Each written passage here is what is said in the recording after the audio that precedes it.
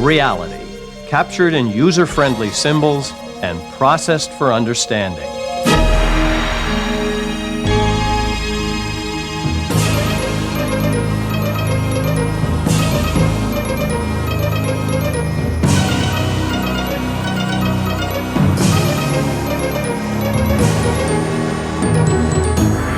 The Idea Channel.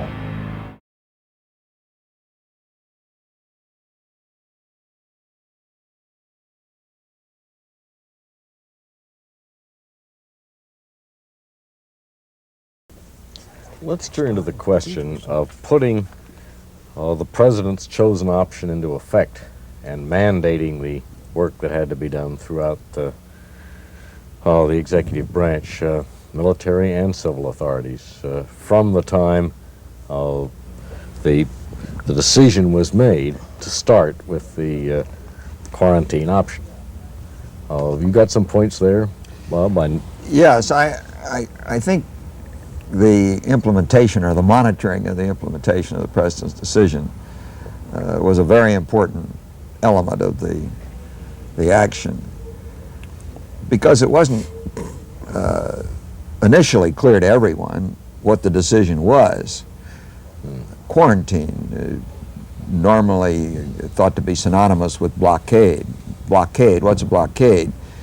Well, the American Navy had been operating blockades at various times in the past 200 years, and there were certain rules of procedure how you run a blockade, and the most important element of a blockade was to stop things from going through whatever you were blockading.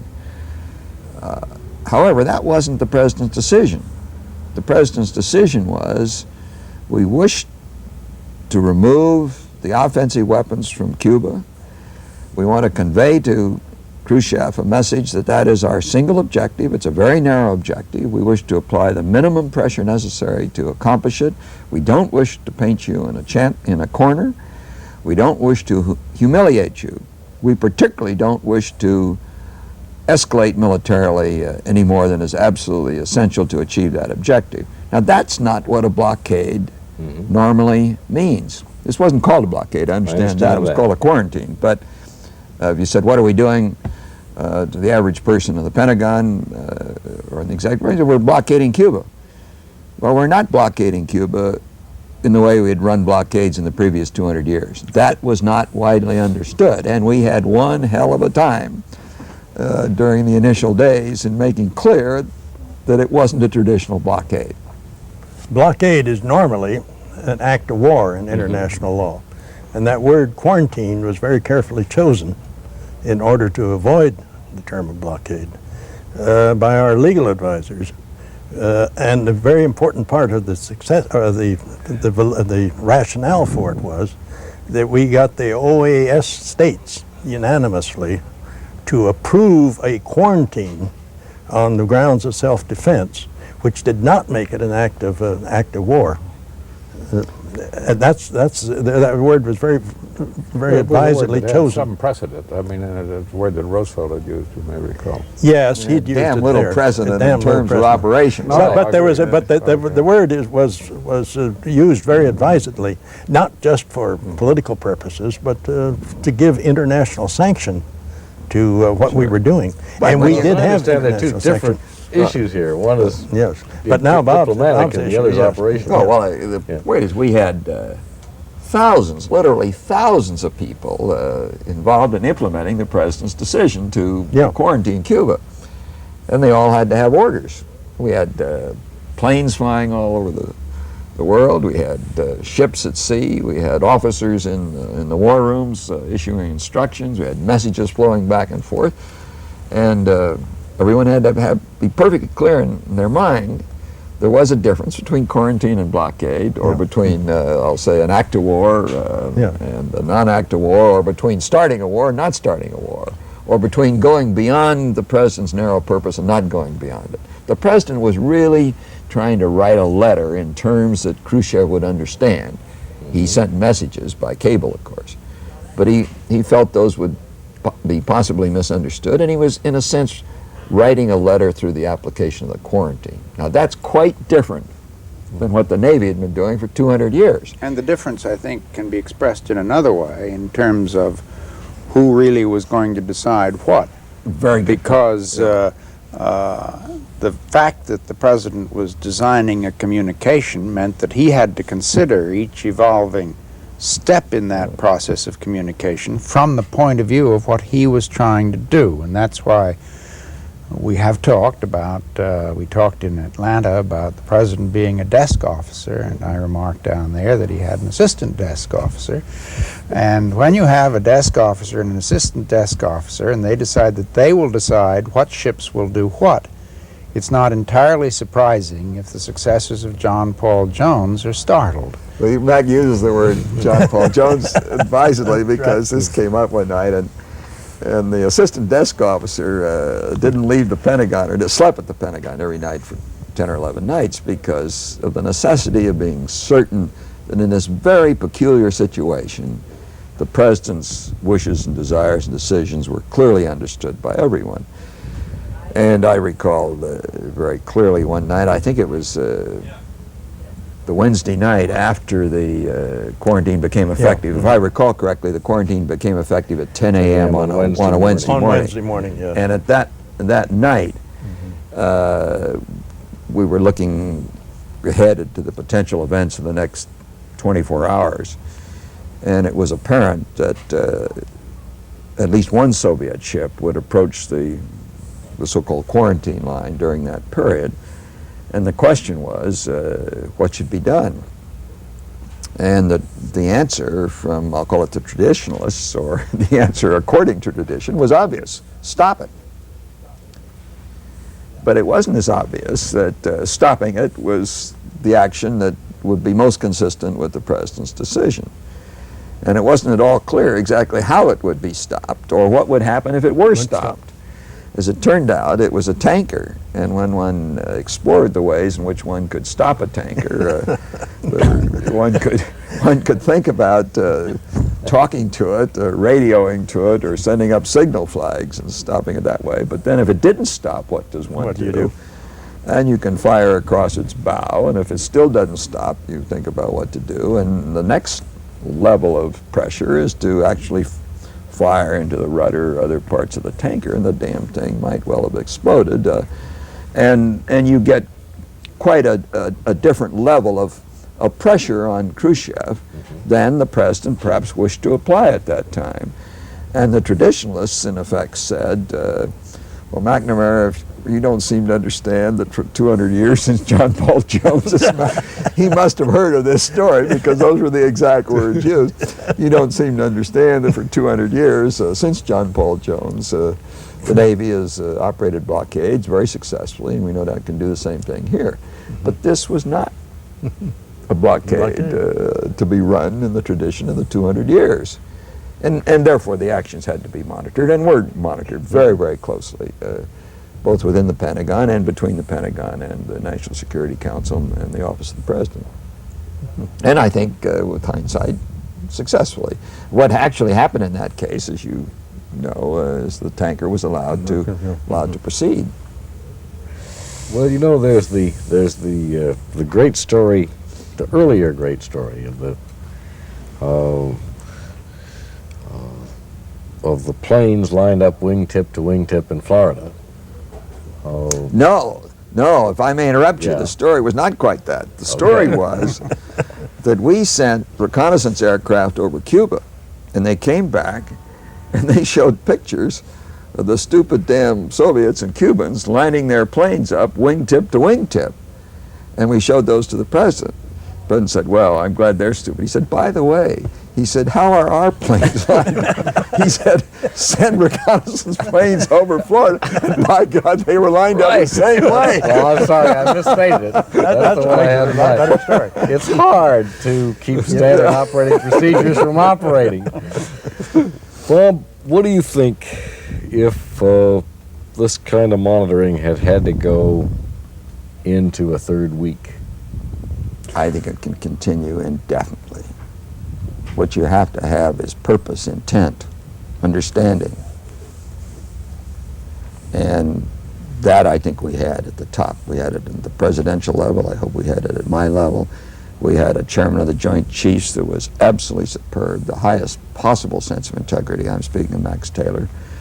And when you have those three layers determined to monitor, I don't think that an extension of time need weaken the monitoring. You just, you replace one person with a deputy or whatever, and also over time you begin to clarify. The common law begins to develop precedence and understanding. That's as long as you're running a quarantine.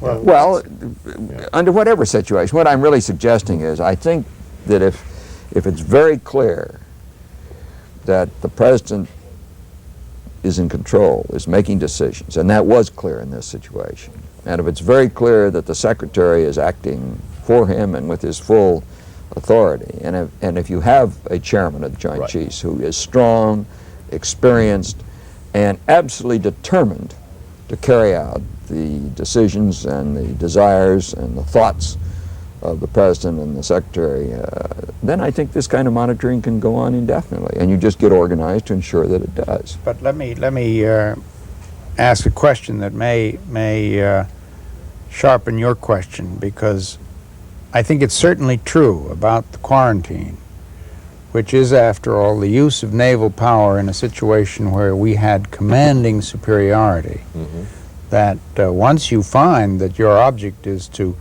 stop those ships or signal those ships that the president wishes stopped or signaled, and you have clear-cut chain, everything follows as Bob has just expressed it. One of the reasons precisely for choosing the blockade was that it was, even in anticipation, something that you could manage. And calling it a quarantine, you could manage it the better and explain it the better. And one of the reasons for rejecting the airstrike, especially the closer you looked at it, was that you did have this very important assertion of operational requirements. I'm not saying the president couldn't have ordered a single airplane to strike if he'd wanted to, but the problem would have been very different, because it would have been against possible opposition. And running that kind of engagement, while you can do it in terms of the loyalty of your commanders, is very much harder in terms of the predictability of response or the character of the engagement that may pull you onward in the second, third, and fourth stages. If you lost 10 planes out of your 50 sorties, it would have been... Yeah, but I want to go back, though, and stress what I said, because, and this is not wishful thinking, and you'll think my thought was the father of the wish. That is not the case. But I want to say that we are living in a world in which, when there is conflict between the Soviet Union and the United States, or between the Warsaw Pact and NATO, I believe it must be monitored this way, and I mean literally this way, 24 hours a day by the president and the secretary and the chairman. And the reason I say that is that there's 6,000 nuclear warheads on the soil of Western Europe, and about 3,000 of those are within almost an artillery shot of the border. And those things can be overrun, and overrun very quickly. Bob, I'll add to that. And just one further No, word, go ahead, Alex, yeah. if I may finish. And therefore, it is absolutely essential that in the future, when these two great powers, the Warsaw Pact and NATO, come in military confrontation, that every single action be monitored as closely as they were during this situation. Well, would you agree with this much, excuse me, because I think I'm defending my position in the face of an oblique attack from my learned friend. But I think you're right, but doesn't it follow that the level of direct military conflict that we can tolerate between the United States and the Soviet Union without the gravest risk that this kind of control becomes unmanageable is really quite low compared to what we have understood in the past? Yes, but maybe we can't avoid some. And we blunder into it. I don't believe that. I know we don't want a conflict with the Soviet Union. I don't really believe the Soviet Union wants one with us. But we can certainly blunder into it. And as a matter of fact, I would guess that within the next 10, 15 years, we will blunder into it. Hopefully low level. And what I'm suggesting is that one of the lessons of the Cuban Missile Crisis is, in this nuclear age, the president and the secretary and the chairman must personally monitor every single action 24 hours a day. Now, it gets much more difficult when you have troops engaged on a 6,000 broader of those front. things. No, I understand, but it's got to be done that way. I add to that I most thoroughly agree. And in my lectures to war colleges and chiefs and so on, I always phrase it in terms that the president in this day and age, the nuclear age, is going to require and demand absolute control. Yes. Whenever, and our communications, our command arrangements, not only in defense but also in state as well, our ambassadors, have to be such that they are immediately responsive to the president's Exactly. President's wishes. Well, And there's far be nobody. it from a White House type to say that that's a bad idea. No, I think it's Oh, no. you raise the valid point. At what point does it become Yeah. ascend to a scale that Impossible or, does yeah, it become impractical. impossible? Yeah. But I think it's a very, very important point to be made. And I don't think it's fully accepted yet. No, I don't No. think it's accepted. Tradition runs the other way. The tradition In your runs- trade, the ambassador is tired of getting instructions from the department, let alone instructions from the White House. I know, but we're accustomed to responding to a president a little bit. But it certainly runs the other way in the American military tradition. Sure. The Yeah, it commander does. in the field is You assign a mission, and he's given the responsibility for carrying it out. And I always say that those days are over. Those days are over. I'd love to know. Well, never mind.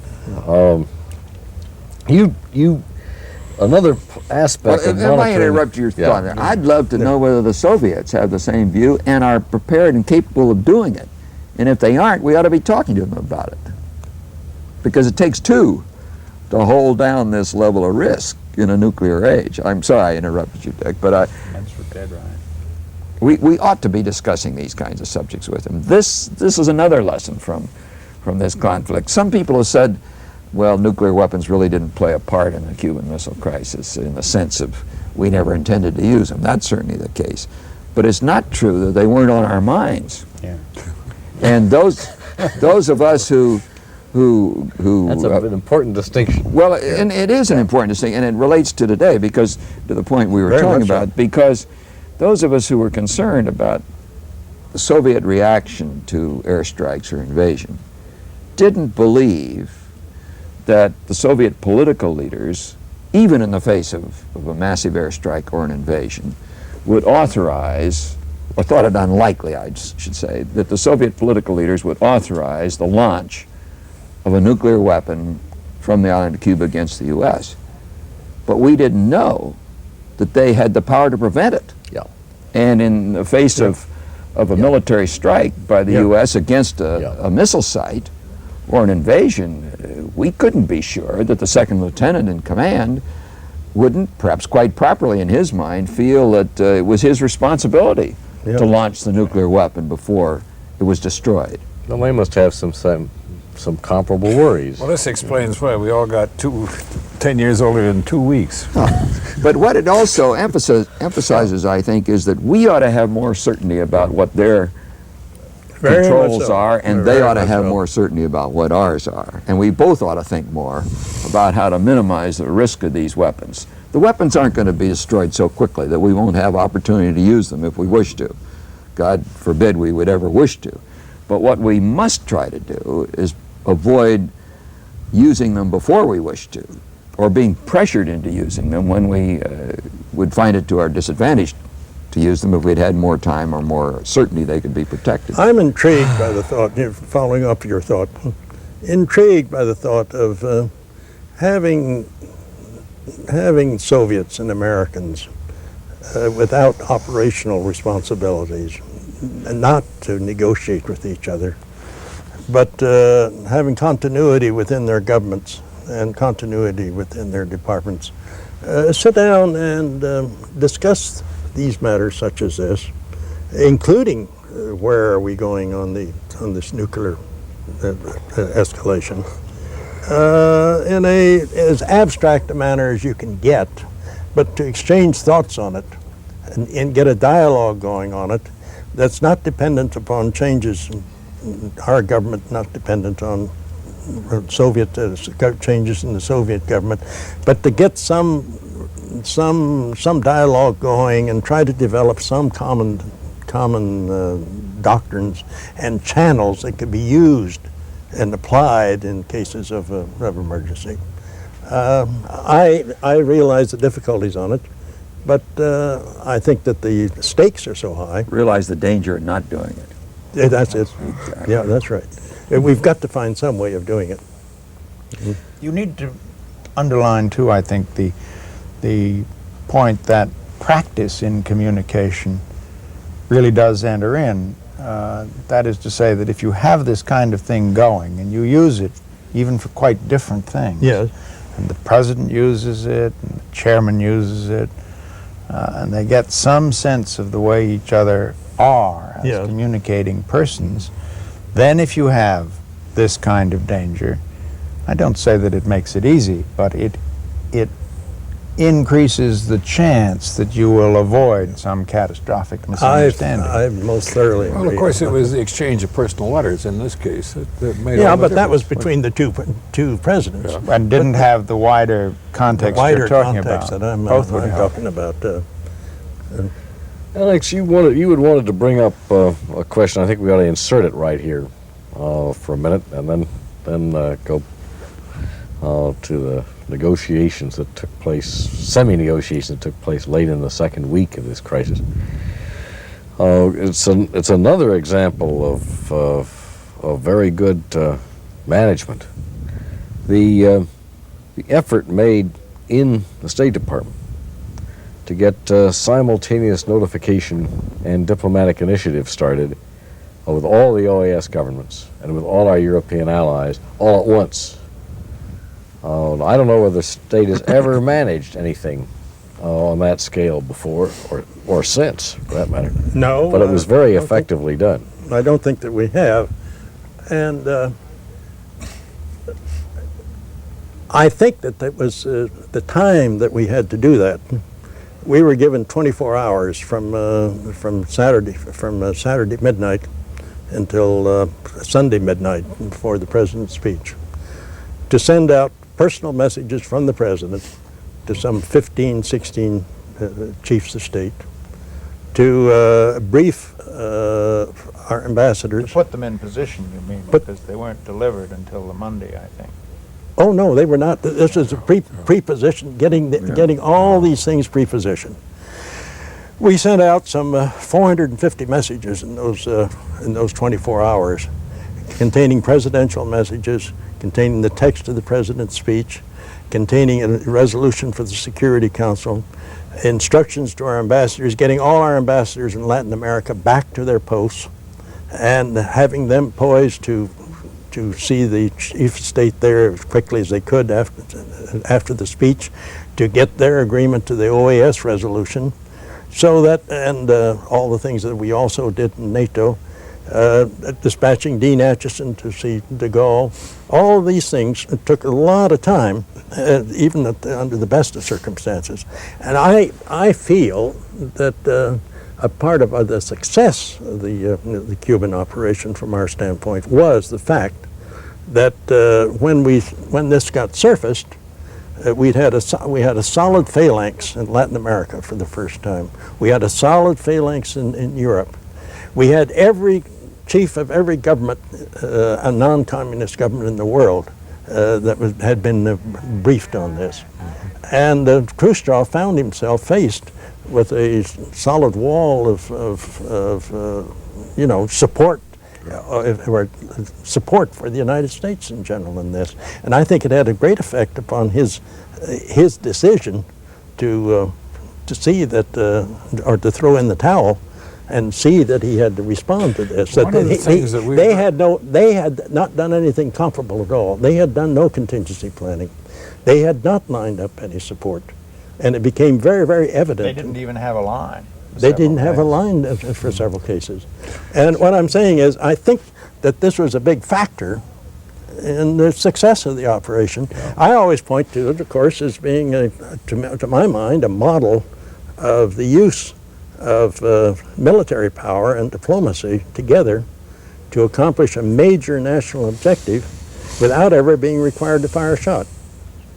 Well, let me say it was an extraordinary technical performance on the part of the career service. I never was more pleased in my life with the State Department. than I Led by was. Alex. Led by Alex. Yeah, Well, led by Alex. well, I wasn't asking for that, but no, I was No, going I to say think that. that's true, I was going to Alex. say We that. all- yeah. Well, that's one recognize of those that. things. There are very few times in this world where you hear just those words said. Well, These one years, I like- other comment on the career service. The unsung heroes of this whole operation were the Thompsons and the Bullens and the Kennons. Now, it's true George Kennan wasn't in the country at the time, and Bullen left for We Paris in the middle of it. But Tommy was here the whole time, and all three of them had built up an understanding through a lifetime of study of the Soviet Union and their behavior that was the foundation of advice to those of us who were not as experienced as they, and I think was the foundation of the President's confidence in the advice he received, Yeah, that and is- substantially shaped the President's approach to No Khrushchev. question I have about it. absolutely No no question in my mind Well, about it. and Thompson was absolutely fantastic because Oh, it was. everything he predicted worked out exactly as he said it Let me would. give you a very specific example because it relates to the original problem of just one fragment, Yeah, Alex, all and I'll right, be out of your okay. way. It relates to the initial choice and takes us back to that. One of the worries that bothered some of us who were doubtful about the blockade quarantine in the early stages was that it looked to us as if it might easily lead to a response against Berlin. And there was a certain surface plausibility to that. That was the first British Foreign Office reaction. And at the we'd beginning been of the having following Berlin week. problems. And we'd been having Berlin Yeah. troubles. Tommy thought about that, and I remember very well his saying in George's conference room, I just don't think they think that way.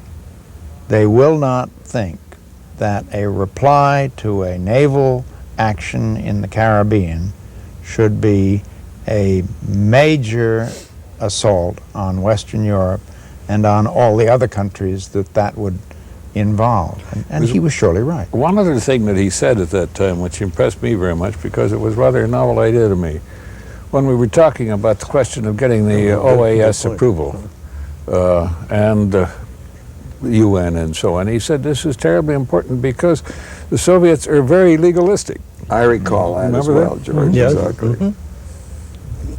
Bourgeois. Well, all I was going to say, I obviously entirely agree with, you know, Tommy. Chip was only there for the first Yeah. couple of days, but Tommy contributed so much to it. But what I was going to say was, you know, Tommy just didn't grow in a tree that during the course of that crisis. He had been gone into the Foreign Service years and years before, and he'd been nurtured and trained, and he had the experience no, being We He- understand that he was in FSO He's 8, at 7, FSO 6. That's right. Well, and I'd just like to Right. say a word for the importance, course. I think, of what our professional service can do and the service that it can be And in these times. the thing- But it requires though that it be nurtured and continued. And it requires something I'm not that sure that we do as well now as we did with that generation, namely to give the professional time to master Yeah. in depth what is not the whole world, but is a major fraction of No, we don't. We don't. We don't And, have anything like those two services now. No, This no, is we one, don't. one of the reasons I We don't raised it. even have it in the Japan and the China service. No, I was just going to say, one of the reasons I raised it, because by contrast, Yes. during so much of the Vietnam period, we were left with the vacuum that had been created by the McCarthy days Oh, in the yeah. mid-50s. And today, it's my impression, just looking at it from the outside, that the service is not permitted to specialize, as Max said, to provide professionals with the time to pick up the languages, to pick up the culture, to study the history, to become lifetime experts in a particular area of the world. Well, you can, you know, that's music to my ears. I can go on with that, but Yes, sir. It's actually not your ears we're shooting Yeah, at. no, No, Alex. it's one of the lessons I think we need to draw from. This is why I want to express my thought on it, because as an outsider who could hardly spell the Soviet Union, if it hadn't been for the experts that we had from state, I would have been working without a solid foundation of knowledge. And I think Yeah. so many of our civilian appointees in the upper ranks in the government are in that position. And it's the foundation of expertise that is built up in particular parts of the government, in the military or in the CIA or particularly in the State Department, that is absolutely essential. And I do not believe today our society puts the premium on it that it should. Well, we can go on with this, but of course But it's a lesson with from the the period. administration now changing every 4 years as it has ever since Eisenhower, and each new administration coming into office on the policy or the platform of throwing the rascals out, our service is being very, very badly denuded. Or denigrating. Or Denigrating denigrating it. the Yes, senior that's right. people in the Yes, yeah. Because they're contaminated. bureaus. They're contaminated with the previous administration. Yeah. Yes. And you see, then you link that, Bob, to your command and control. Yeah. It's Yeah, depressing. yeah. I'll tell you, it's. If I were in the Soviets, I'd have no confidence in this control you talk about. Why should they? Over on our side. I mean, how? Anyway, I wanted to ask you, gentlemen, about one final aspect of this business. The second Saturday. First, there was the trollop ploy. I got a minor question. I've never understood why that was such an all-fired genius of an idea. It seems to me more or less standard. Am I wrong? Well, correct me. No, I wouldn't say it was a standard at all. It seemed quite obvious. But that second message we got, we had to Right. assume had been sent after the first message, Yes. and we had to assume that it probably something had happened to change his mind Well, in the interim. moreover, it was perfectly clear that that second message was written by a committee. It was It not was the Yes. staffed, it was the It was the staffed staff. It out was the view staff of the that- Soviet yeah, government. yes, That's I right. see. Clear. Yeah. Right. And Right. but Okay. You're it making was it more you can say understandable. now that it looks kind of obvious that you should do the trollop ploy and pick up the first one, but and thank goodness we did it. And it was the thing to do, and it worked. But I don't know why it wasn't obvious at the time. I might Okay. say. That's what I wanted to get. I think the shock of the second message is understandable because we had, after a period of very severe tension, Yes. thought we saw in the Friday We had a message night's sleep the beginnings of first time. the beginnings of a resolution, and Yeah. now we're confronted with all the stuff pot bureaucratic prose on a very different line, and that's a shock. I agree with you if the point of your question is that it would have been stupid if we hadn't worked our way to something like the trollop ploy, some way of reproposing the parts that we agreed with, Right.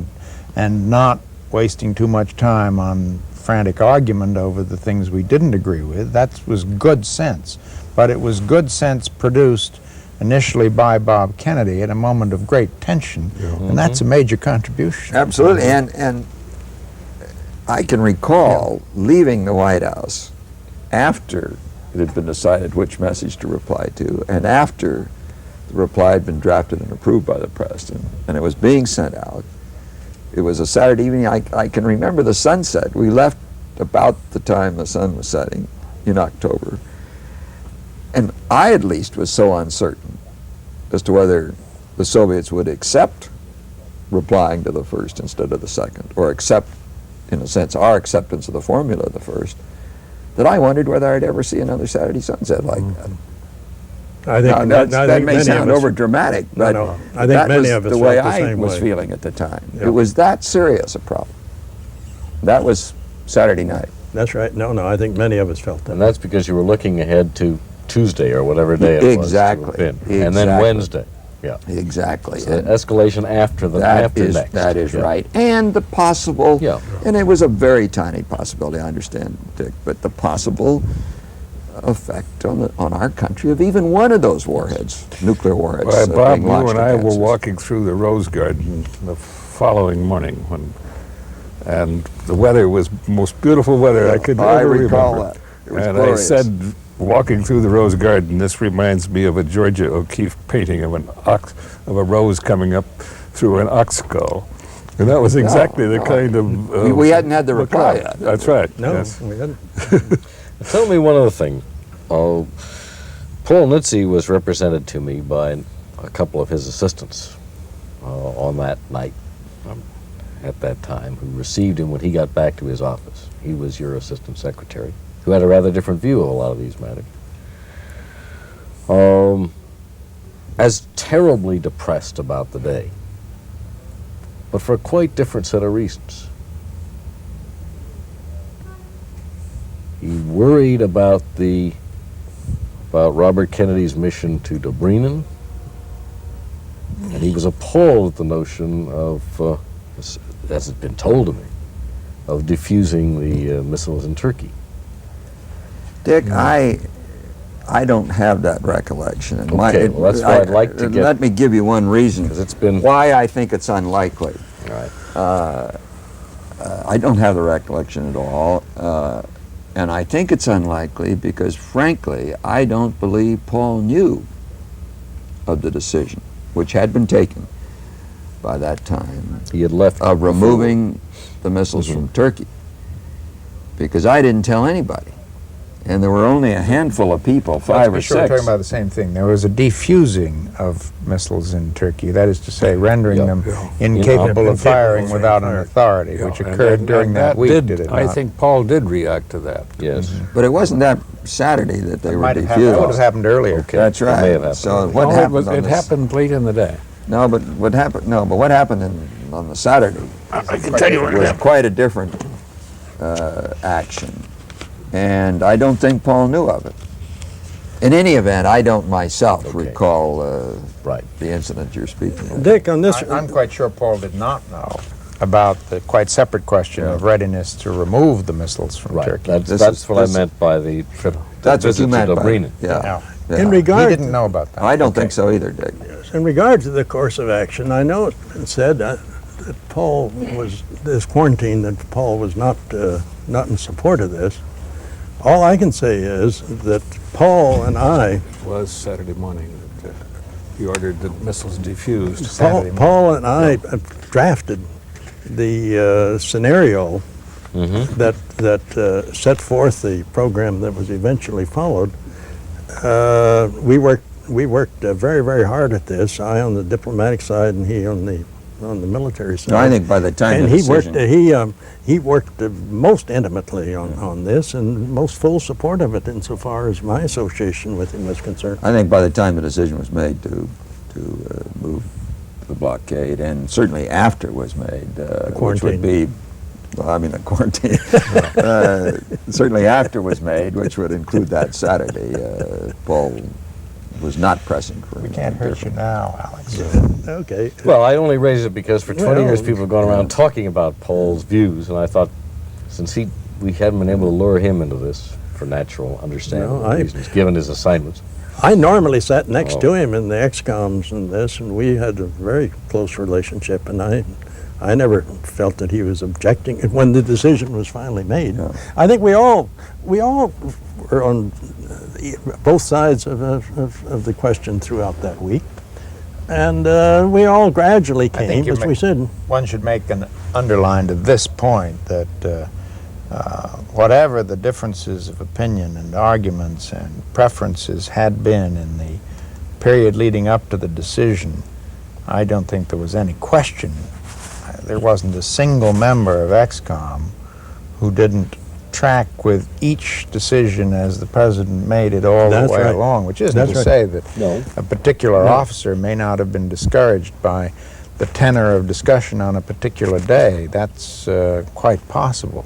But I think we ought to come back, if you agree, Dick, to the messages Bob actually carried, Bob Kennedy, on the Saturday, because those certainly were important, and we haven't talked about them at this Yes. session. Now, these are the messages that he took personally to Dobrynin.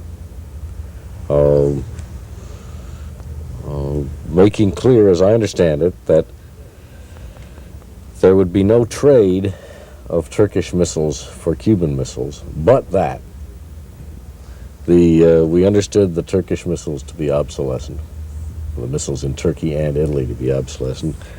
The president had decided to have them removed before this ever arose.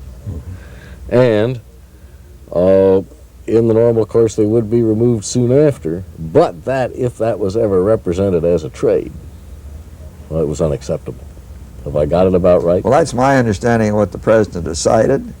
That's my understanding of what he authorized Bobby to say, and as far as I know, he said it exactly like that.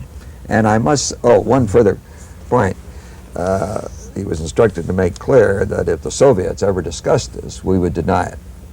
And the point I was going to make was that we did remove the missiles. I think this was a very important point from Khrushchev's personal point of view within the Soviet government. He undoubtedly had to tell other people that this had been told to him by President Kennedy. There wasn't, to the best of my knowledge, one single leak by either government. It was a remarkable action. Yeah. No, I think it And only... we did remove the missiles. How much trouble did you have with that? There was Well, I another never- case where we had the right man as assistant desk officer. Well, I went back. After the president had authorized this, I told him I'd personally handle it. I went back and I called John McNaughton, who was a marvelous man, all of you knew, and who, as you know, was killed in an accident shortly after. And I said, John, I'm going to tell you something. I don't want you to ask any questions about it. I don't want you to say to anybody else why it's being done, because I'm not going to tell you. I just want you to do it. I want every single missile removed out of Turkey. I want them taken to Italy. I want them cut up. I want photographs of them, and I want it done by X date, and I want the photographs in my hand. Now do it. Don't ask questions, just do it. And he did it. Yeah. I understand he had considerable problem, though, with your department. Yes, there was some playing my its department. usual role. Well, of trying No, I don't recall that there was a people. Only Nobody on in our behalf of the department. Turks. Nobody in our. I can recall in our Well, a lot of department people must have objected. wondered why it was being done, and had it been properly prepared for, which it hadn't Well, been. no. The concern in my department was had the Italian and the Turkish government been prepared for Which it. they hadn't been. Yeah, which they hadn't been. Well, That except was we've the- been talking to him for a long time. Oh, but- as I recall, Yeah, but I they'd got been most saying of the don't- blame in the books for it. Well, they've been saying don't do it. Would you like some unfair credit? But The important point here, Dick, is the Yes. president made the decision to have them removed long before the missile crisis. and in there had Cuba. been a whole series of That's discussions that's about a it. very, very important. with the Turkish government, primarily with the Turkish government. Yes. And they were not theoretically, so they were committed to NATO. They were something where NATO was involved. I mean, it wasn't purely a unilateral decision that That's the United right. States could make. And that's what. Of course, by That's what that State time we were Department was hoping that concerned there in would the be handling the of it. Polarises would be sufficiently present so that the missiles wouldn't be needed anyway, and because they probably didn't work. Yeah. You know, years later, in fact, just this last year, I found myself reading a memorandum of a meeting in the Oval Office in the next preceding administration, in which a message is delivered to President Eisenhower to the effect that senior commanders are beginning to question the usefulness of the short-range missiles in Turkey, to which his reply is, but I always told them they shouldn't do that. Now, this is a very interesting Yes. point. Yeah. Here again, we're talking about Good point. military realities on the one hand, Yeah. and perceptions on the other, which were misperceptions but had become reality in place of the underlying reality. The missiles were worthless in the Eisenhower administration. They sure as hell were worthless and known to be worthless in the Kennedy administration. And yet, because the Soviets, during the Cuban Missile Crisis, said, in effect, they said, we won't remove our missiles from Cuba unless you remove yours from Turkey, there was almost a requirement that we go to war with the Soviets to preserve missiles in Turkey that were worthless. Now, there was a real danger at one point that State of sequence mind would take over. Exactly, State of mind, exactly. And one of our great achievements, it seems to me, was we avoided that. That is what was bugging the president at the end. I right? recall him saying very, very well, I am not going to go to war over worthless missiles in Turkey. Don't want to go to war anyhow, but I am certainly not going to go to war over worthless missiles in Turkey. Now, I don't know how to get out of this. We eventually figured out how to get out of it. But I mention this because there are so many misperceptions existing in the world today that are driving Very us. much so. So in many military things that affairs, aren't important are stated to be vital. which become major issues between states and between NATO and the Warsaw Pact, and could lead to war. Pershing. Pershing's a good illustration. Well, let's cut that out of this tape. We don't want to lose credibility, George. What do you mean lose credibility? Let's affect the action. Yes, sir. Yes, sir. Have we ever put on record the genesis of that mission of RFK's to Dobrynin? Well, let me describe it as I remember it, and then George and Bob, who were both there, will correct and amend. We had been meeting in the Oval Office. We'd reached the conclusion that we would make the soft answer, accepting the Friday terms. No invasion of Cuba, you take your missiles out, essentially. Then we get into the Oval Office, and I don't want to be held to the exact persons present, but as I recall it, the President, Secretary of State, Secretary of Defense, Deputy Secretary of State, or Undersecretary, were you then? Under, I never was anything else. That was enough for you, George. With you, it was the That same. was all there being was to deputy. be, George. And then there was Gilpatrick, the #2 man in the Pentagon, and Ted Sorensen, and me. And I think that's who was there. And the question was exactly how would and of course the Attorney General, who was to be the emissary, how would he convey the message? And we went up and down, sorted out how to convey the general agreement with the first letter. And then, as I recall it, the Secretary of State said, Dean Rusk said, can't we say to him that we can get those missiles out of Turkey? I think it was the president. I know the president picked it up Yeah. I instantly. thought He'd it been was- saying it all day long. That's right, he had. He had been saying it all day long, and the record Yeah. shows him saying it at various earlier times and saying the kind of thing you describe. And what I think happened was that the secretary pushed on a point that he knew the president cared about. We then hammered back and forth on it and reached the conclusion that we could say it, and I don't recall the inputs at all as to the particular formulations, reached the formulation we have described, that we could say what had been our intention for a long time, what was our clear purpose soon after the crisis, as long as it were not connected to the crisis, as long as nobody represented it as a quid pro quo, which it was not, it was a settled intent, and as long as nobody tried to make an open affair of it, about the way you described it a minute ago. And that was not a long meeting. That might have been a 20-minute meeting. And I think it's important for one or another, whoever wants to pick up this theme, to distinguish that private qualified assurance from shenanigans, which, again, 20 years later, lots of people find a hard distinction to make. I don't have any trouble with it, but lots of people do. So I want to give you your chance to make the distinction. What was the reason why this could not be publicly acknowledged? None of us was able to figure out a way of explaining it publicly that didn't look as if it wouldn't be taken by many people as a sellout of our allies. Yeah, and furthermore, you have to recall that this was in the context of a column that Walter Lippmann had, in which Lippmann had proposed that Just the this solution trade. of this problem be through a trade. You have to remember that this was a position that Adlai Stevenson had tried to sell the XCOM and the president when he came down from New York, that it should be a bargain. And you have to recall also that the Lippmann column had led to intense outcries of That's right. opposition From the Turks. From the Turks. From the Turks. From the Turks Yes. and Yeah. other members of and NATO. from London. Yeah. Yes, exactly. Other members of That's NATO right. and Yeah. from the Turks. So the ground had not been prepared at that Yeah. point. Right. If the message So to we Khrushchev- couldn't do it we couldn't do publicly. it properly. It wouldn't have worked. It would have been gravely against our interest, the interest of the alliance. It would have given Khrushchev, in political terms, a victory rather than. Yeah, he would have said, I got something out of this, See, and therefore it was a good thing to do. Then one step further, and then I Yeah. know what Bob says is going to be the punchline, Yeah. but just one further small point, namely that the president had the authority to say what he said.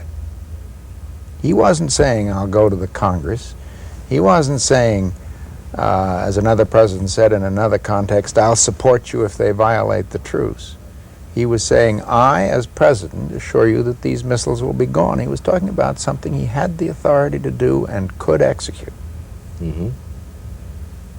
I was simply going to add that Mm-hmm. it was important to frame it exactly as it was framed, because don't forget we were dealing not with a military problem but with a political problem. And if we had not framed the withdrawal of the missiles from Turkey as we did, we would have created another political problem. We would have divided the alliance. Right. We would have weakened it, Right. and the Soviets Yeah. would have faced a weakened I alliance. think what And this the would have been a danger to the alliance. propaganda value against us in Europe would have been, here is the United States, Selling. because Yeah. once they're faced yeah. with some missiles themselves in Cuba, they're prepared to sell NATO out. Decoupling, as one. And again, I think because of the advice we'd had from Tommy, there was a high probability the Soviets would accept the explanation that was given to them and adhere to the terms, Mm-hmm. because they could have seriously weakened us had they disclosed those It terms. occurs to me as I listen to Bob that very probably Tommy Thompson was in that room. It's very unlikely that the president would have worked out final instructions for a communication to the Soviet government at that stage of the crisis without Thompson. Mm-hmm. I don't know that you've covered, Dick, as far as this settlement was concerned, that we not only got the missiles out, but we also got out, in the subsequent negotiations, the IL-28 bombers, 42 of them that were in there. They were of great concern to us. The bombers were not a part of the We'd original- initially agreed to tolerate the To bombers, tolerate you the bombers. recall. And we got the bombers out also. Also because Thompson told the president he could. He could, yeah. And one last word Yeah.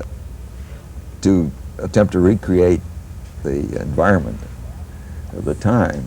After the missiles were removed and the bombers were removed, and after we had reconnaissance aircraft fly 25 feet off the decks, the freighters removing the Yeah. missiles and the bombers, so low you could read the serial numbers on the missiles, and we accounted for every missile and every bomber. Yeah.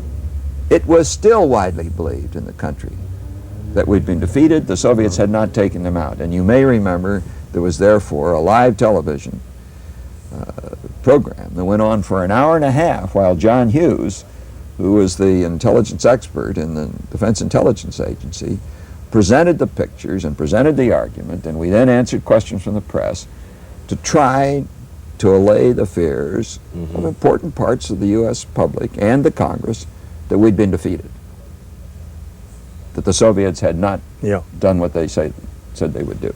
I mention this to show you the environment within which these decisions took place and why there was so much controversy Yeah.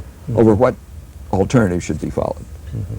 And let me make one other point here that is very important, I think, for the long-run future. We haven't had time to discuss it, but when you go back and look at this 2-week period, one of the most important events, a controlling event, is the president's speech to the country. You go back and reread that speech today, and you'll see that to an astonishing degree, he laid out the reasons in the very political, wide-scale sense, not the missile counting sense, made the distinction that we've made in this discussion, that Bob McNamara has made particularly, made the case that this was something to be settled in terms of the long-run peace of the world, explained what was going to happen, and carried the country with him, Yes. which became very clear. Very good It's point. quite right that we had to have the right arrangement, a quarantine. It's quite right that we had to have the kind of diplomatic mass action that Alex organized. But the most important thing to have was the understanding and support of the American people, and that was established that evening and sustained through what was a very difficult week. Very important point. Gentlemen, anything you want to add before we conclude? We have about 1 minute. Well, Nobody, Thanks to you, Dick. No,